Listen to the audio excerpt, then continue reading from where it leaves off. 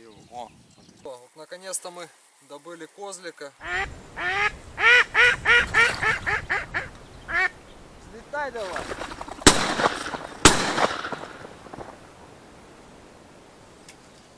Он сходил мишеньку повесить, уже клеща на ногу зацепил. Всем привет!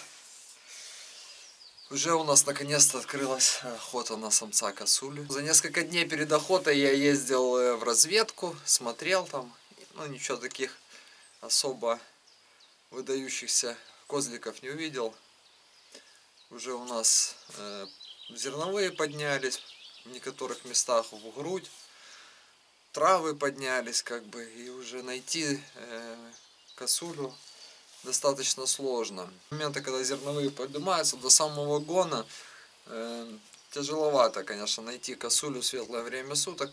Уже ночью они выходят где-то кормиться более на чистые поля. Появился у меня новый прицел от компании Artel. Уже вот 2 охоты я с ним отохотился. Это у нас Artel 5 на 25 кратностью. 56-я линза, 30-я труба. Стоит на родных кольцах, быстросъемных таких. Перед охотой я поехал, его пристрелял. Достаточно быстро все получилось пристрелять, с нескольких выстрелов. Отстрелял свой на Новосибирск. Собрал кучку с Новосибирска меньше, чем в минуту. Но, к сожалению, эти все кадры я нечаянно удалил. Пришлось ехать еще раз на стрельбище, чтобы вам это все рассказать. Есть еще, конечно, повод. Я хочу отстрелять, посмотреть, какая кучка с кентавра патронов. Взял их себе как бы на охоту на лесу, охоту на бобра, может. По зверю не буду ими использовать.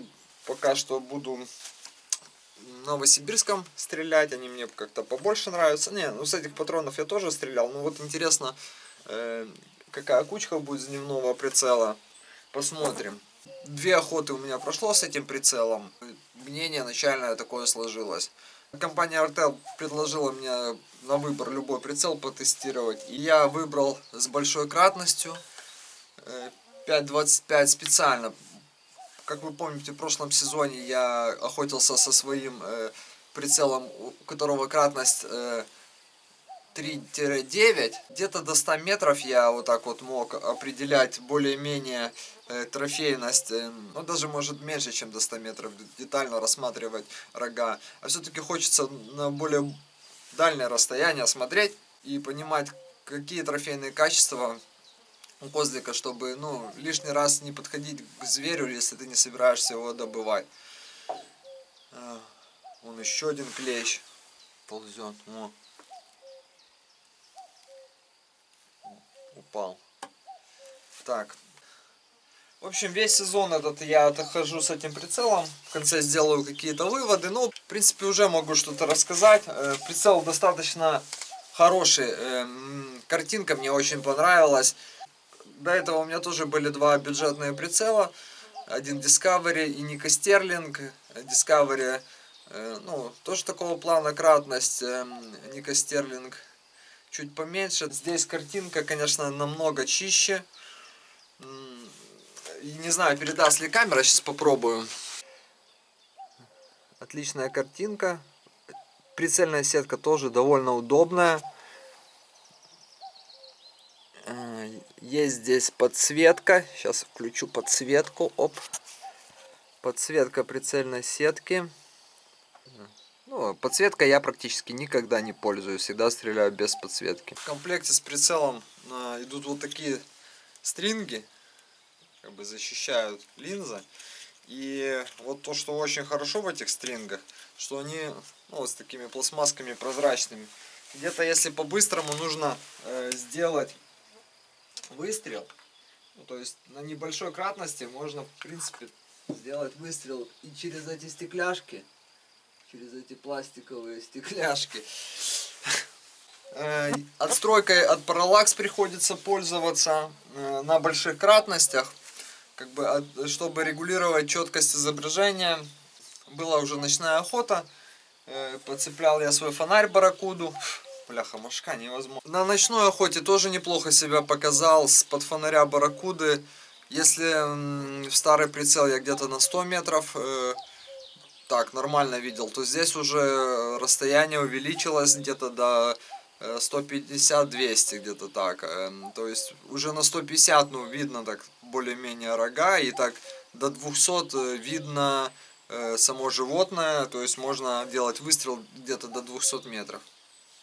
В общем, пока впечатления очень положительные. Сейчас я хочу отстрелять вот эти вот патроны на кучку, посмотреть.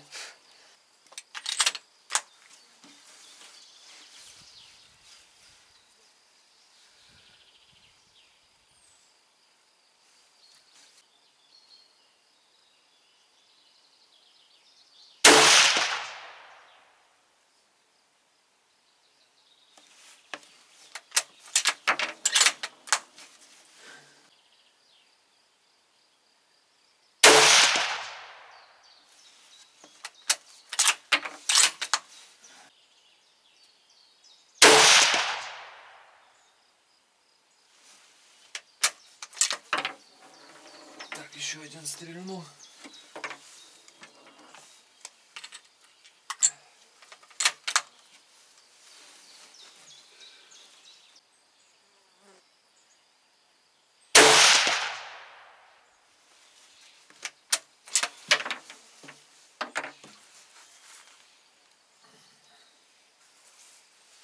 Так, ну что, мне уже видно результат. Пойдем посмотрим. С прицела, в принципе, видел, что неплохой результат. Но так интересно, первый холодный выстрел так довольно далеко оторвало. Обычно как-то он ближе к остальным. Ну, может, это патрон такой. Так, смотрим. Вот. Так, вот это вот. У нас первый выстрел холодный. И потом вот три такая вот пучка. Тоже, в принципе, нормальная минутная. Вот сюда я целился, у меня под чуть-чуть другой патрон пристрелен. Тоже, в принципе, нормально погрежность. Тут на 100 метрах тоже можно спокойно с этого же патрона стрелять. Довольно, я считаю, неплохо. Для Барнаула такая кучка. Тут минута где-то. Немножко дефицит с патронами, сильно много стрелять не буду. В принципе, результат я увидел. Меня он устраивает. Ну, по зверю я все равно буду Новосибирск использовать. Пока что, пока у меня есть. А это буду на хищника там, на лис, на бобра, когда охота в сентябре откроется, буду использовать. Прицел тоже СТП держит. Дальше смотрите охоту, как я охотился. Что, 16 мая. Едем открываться по козлику. Вчера было открытие. Вчера были немножко другие дела, так что едем сегодня. Пару дней назад пристрелял прицел новый. К сожалению, что-то то ли файл удалил, то ли что. Ну вот именно результат моей пристрелки, скажем так, как получилось. Практически сразу с холодного выстрела я попал в цель. Там где-то 10 сантиметров была разбежка. Потом навелся. Уже конкретно группку собрал. Ну, немножко пострелял, в общем, и все хорошо. Вроде пока СТП держит. Постреляем, посмотрим. В Бодях был я несколько дней назад. Как бы в разведке проезжал. Очень большая трава уже поднялась. У нас весна в этом году ранняя. Зерновые в некоторых местах. Уже можно сказать, что по грудь. Так что найти косулю будет сложнее уже, считай, как в середине лета. Сегодня будем искать в первую очередь трофейного козлика. Я думаю, что козликов мы увидим, и не одного. В первую очередь будем искать трофея. Там уже, если трофея не получится найти, то будем добывать не трофейного. Ну, в общем, как пойдет охота, все увидите. Едем за егерем и будем охотиться. Вот уже у нас солнце через полчасика должно выйти.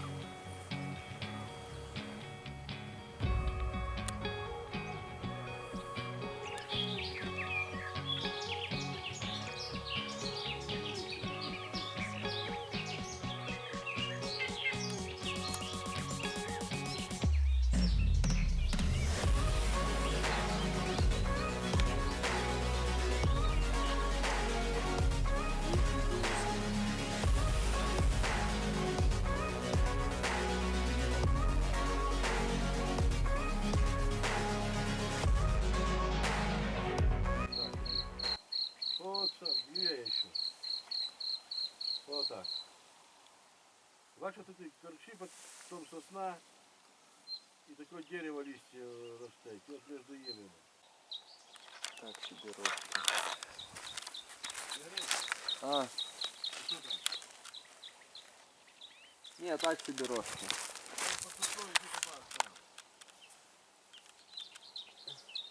Это козел сейчас пошел. Да. Он не трофейный. Будем искать. Не трофейный. На 2 отростка.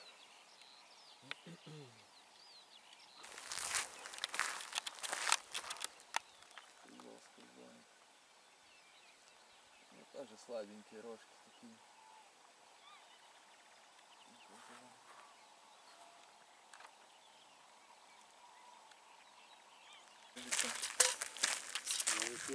Ну что, пока что-то не складывается охота, но уже хотя бы начали козликов встречать. Одного достойного видели, но прям, так скажем, с дороги. Он сразу убежал, увидел нашу. Ну, мы переезжали с места на место. Сейчас тут тоже козел с козой были. Ну такие, такой слабоватый. Слабоватый, тоже сразу, в принципе, нас увидели. Не дали сделать выстрел.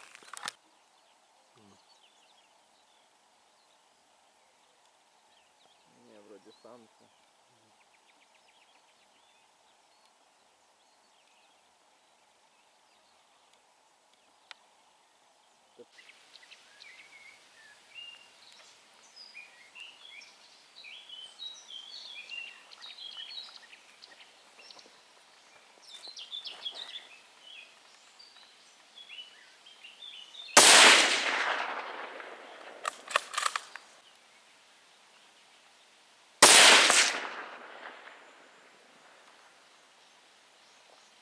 Она видела, он нас вообще побежала, это лиса.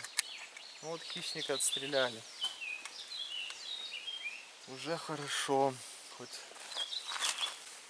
распочались, скажем так. Первый раз промазал. Сейчас мы его прикопаем ее. Чтоб оно тут.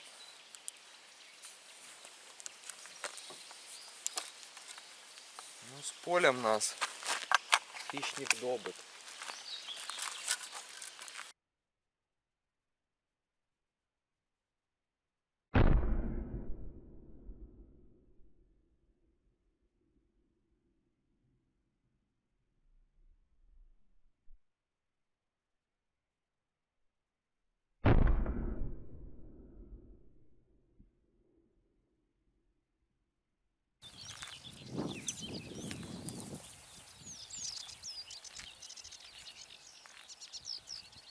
Ой, там торчат рожки.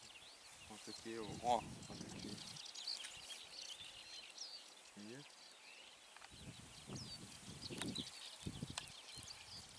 Это видно 2 прошлогодних. В прошлом году щеголятки. Одна вот это слева самец, а справа там самка. Это нам, конечно, не подходит.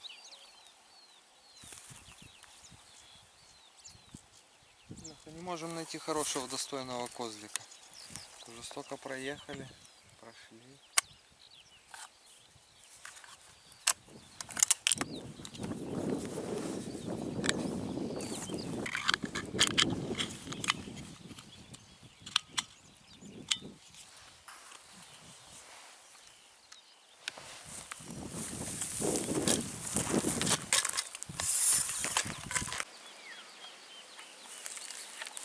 Неплохой козлик забежал там в лес за корму.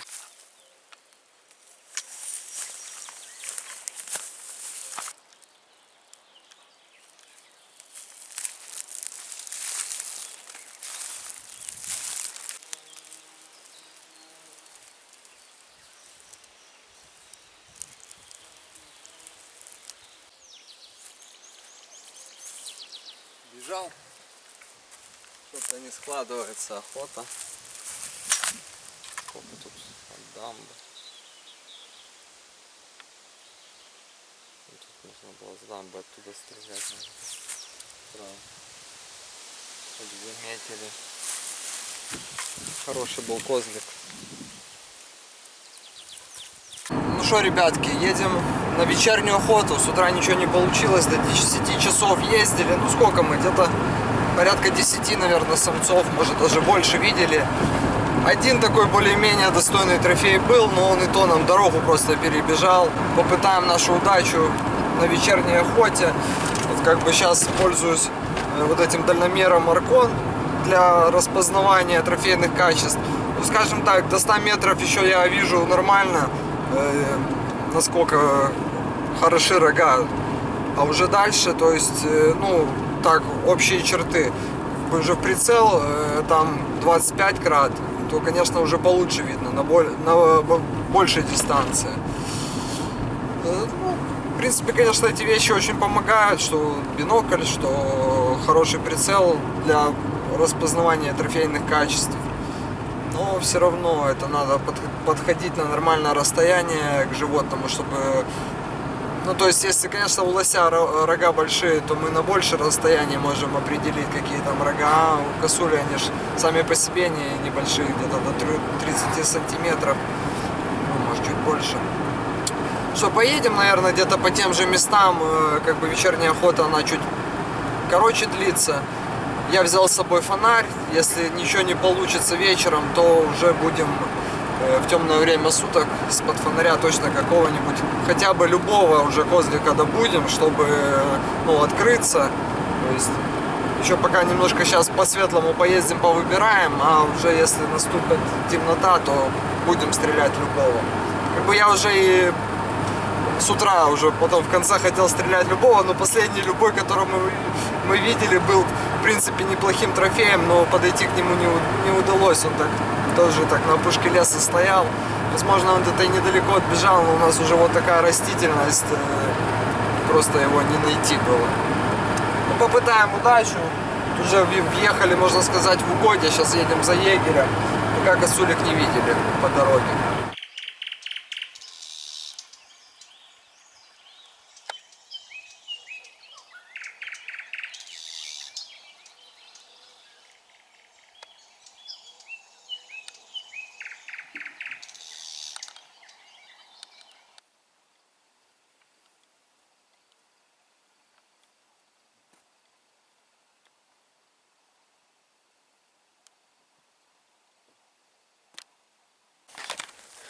Что, уже совсем темно. Сейчас прогуляемся еще вот тут по полянке. Я уже подцепил фонарь на карабин. Так что уже будем, если стрелять, то с-под фонаря, потому что уже не видно. Уже будем добывать любого козлика, любого самца, который попадется. А потом уже ничего не выбрали за целый день. Мы пошли по лесной дороге. Пройдя несколько сот метров, обнаружили на поляне пасущуюся косулю.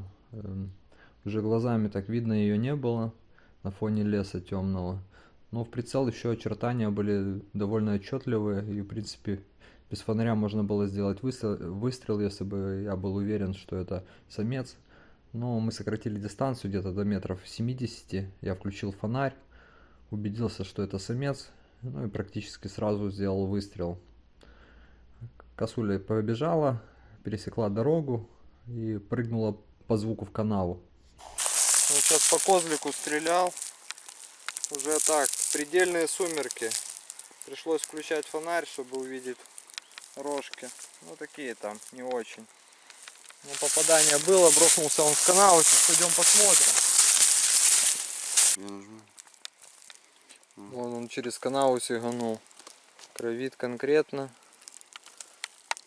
Лучше бы я ему в шею стрелял. Попал бы, попал. Промазал бы, промазал. Так, ладно, Влад, оставайся тогда тут, а я пойду на ту сторону. Давай. Думаешь, что будет на той стороне, да? Да, я думаю, да. Ну надо смотреть. Ну что, вот наконец-то мы добыли козлика. Вот такой не трофейный. Ну, уже какой попался, скажем так. Уже такие были совсем сумерки. И в прицел, ну даже не сумерки, уже было темно. И в прицел не видно было рога. Подошли совсем близко, наверное, на расстоянии метров 70. Я включил фонарь, барракуду. Ну, в принципе, вот Вовис LM35. Все было видно, но что косуля ходит, мы к ней близко подошли и уже пришлось включать фонарь и из-под фонаря стрелять. Можно было, как бы силуэт было все хорошо видно, но рога на темном фоне не было видно. Поэтому пришлось стрелять из-под фонаря. В принципе нормально, прицел отработал. Уже сегодня 2 трофея добыта с утра, лиса. Хищника отстреляли. Сейчас вот такой вот козлик. Подойди поближе, сними рожки. Вот, рожки такие, видно, молодой. Вот. Хотя рога высокие. Такие порядка, наверное, сантиметров 20. Думаю, где-то 22. Хорошие такие высокие рожки. Ну, отростков нет никаких. Ну и по размеру он не сильно крупный. Ну, так козлик красивый.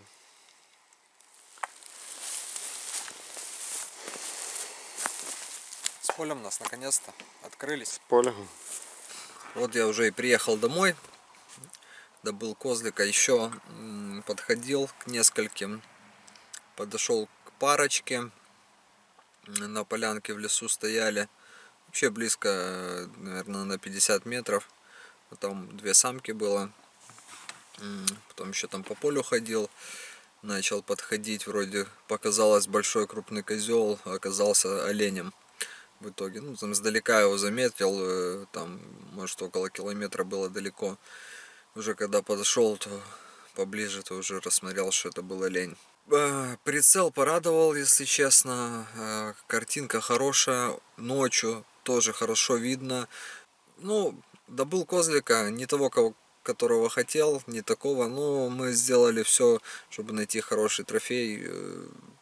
С утра, наверное, часов 5 ездили, ходили. Ночью тоже. Вот до 12 мы охотились практически тоже.